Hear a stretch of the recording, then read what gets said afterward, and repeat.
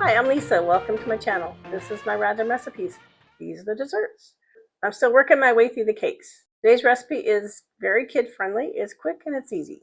It's called Idaho Dirt Cake. I have seen other versions of this recipe before. This just happens to be the one that I have.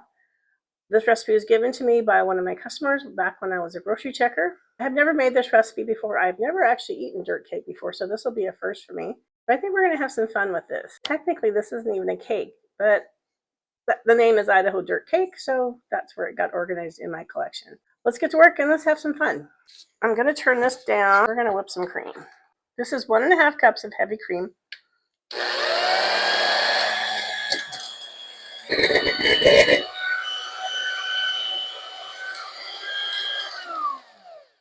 Okay, so that's our first step. This is 1 cup of powdered sugar. This is 1 8-ounce package of cream cheese, and this is 1/4 cup or half a stick of butter. They're supposed to get creamed together. My butter is supposed to be softened. It is kind of, sort of. I would clean off the beaters, but it's all going to end up together anyways. So I don't think it really matters all that much. My butter's still kind of hard.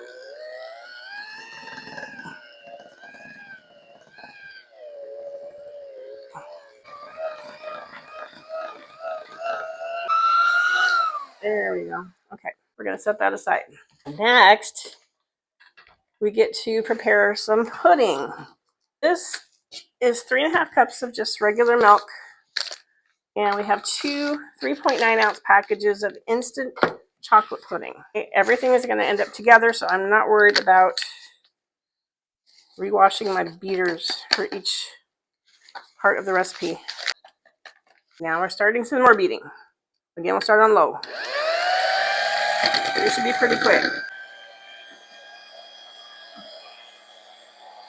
Okay, fold whipped cream into the thickened pudding. So this is our whipped cream. We're going to fold it in to our pudding. I'm going to put my pudding in here. That's our pudding and our whipped cream. I'll fold it a little bit more. Now we're going to add in this. Our butter, cream cheese, powdered sugar mixture. Give it some pretty nice richness. All right, I think that looks like a pretty consistent color. I still see some lumps of the cream cheese, but I don't really think that's going to be a huge problem. Now, this is what I'm going to serve mine in. I get this cute little bucket. That's not going to all fit in there, so I'm going to have to do some single serves. I have some Oreos. You want 20 ounces of crushed Oreos. Because the package sizes have changed, there isn't actually a 20-ounce package of Oreos. I ended up with a 24-ounce package. And I'm thinking, well, how many Oreos equals an ounce? So I could omit 4 ounces of Oreos. And apparently 3 Oreos equals an ounce. So this is a total of about 60 Oreos. So we're going to start off. I'm going to grab a scoop. I'm supposed to use 1/3 of the crushed cookies in the bottom of the flower pot. Because this is such a big batch in a small container, I'm not going to go 1/3 of it, obviously. So I'll give it a good layer on the bottom.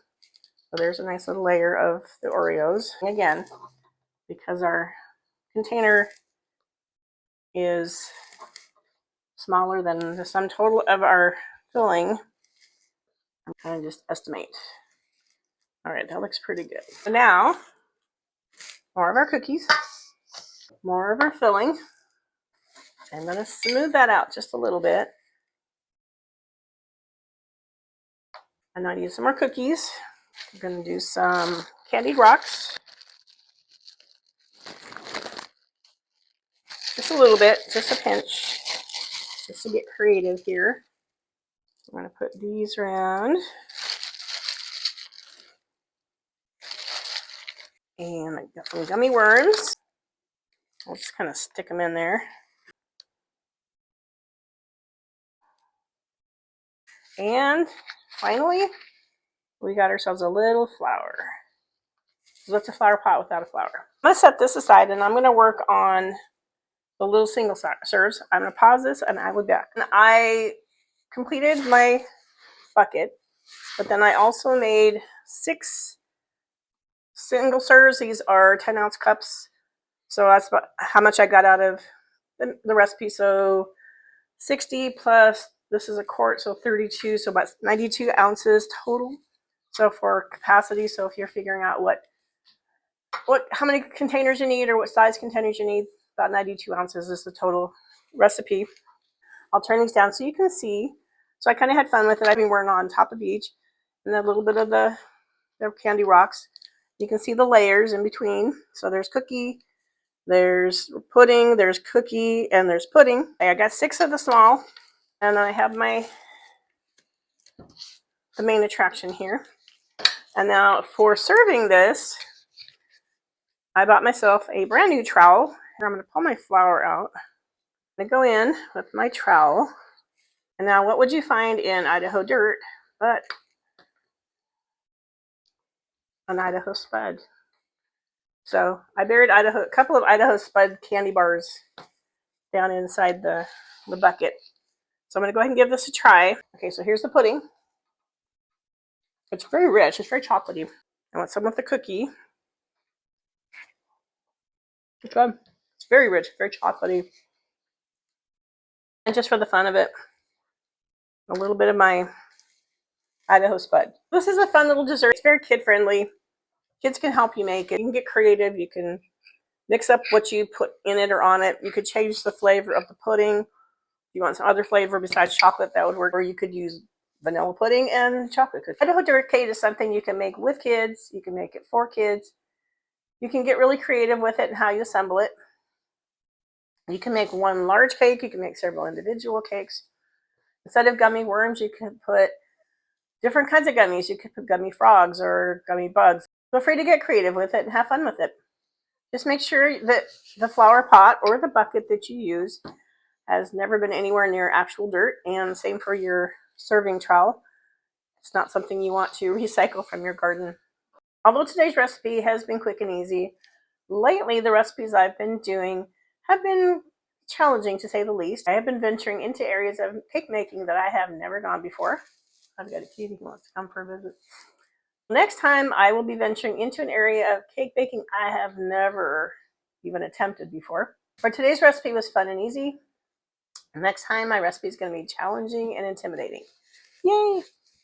I will include the ingredients and the assembly for the Idaho dirt cake in the description below. If you have any questions or other feedback from me, please feel free to reach out to me in the comments. I really do love hearing from you. If you do give this recipe a try, please drop an emoji into the comments to let me know what you think. If you do give it a try, let me know what you did to get creative with it, what you did to make it your own. That'd be kind of fun to hear. Please like, share, and subscribe to my channel. I would really appreciate that. Thank you for joining me on my journey to the desserts and to the cakes. I'll see you next time. Bye.